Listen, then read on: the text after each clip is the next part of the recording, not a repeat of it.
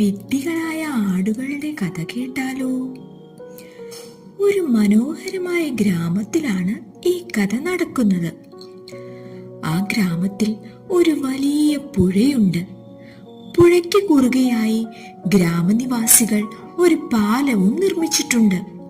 എന്നാൽ ആ പാലത്തിലൂടെ ഒരു സമയത്ത് ഒരാൾക്ക് മാത്രമേ കടക്കാൻ പറ്റൂ.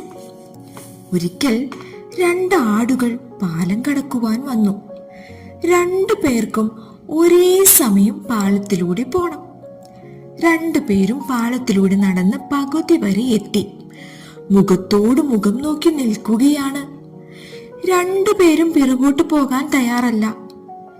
മാറി നിൽക്കൂ, അതിലൊരാട് പറഞ്ഞു. പറ്റില്ല, നീ മാറി നിൽക്കൂ, എനിക്ക് ആദ്യം പോകണം. 2 പേരും തമ്മിൽ വാക്കുതർക്കമായി. അതവസാനം അടിയിലെത്തി.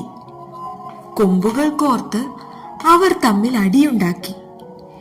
ഈ സമയം പാലത്തിന്റെ മുകളിലാണ് നിൽക്കുന്നതെന്ന കാര്യം അവർ മറന്നുപോയി. ബാലൻസ് നഷ്ടപ്പെട്ട് 2 പേരും പുഴയിലേക്ക് വീണു.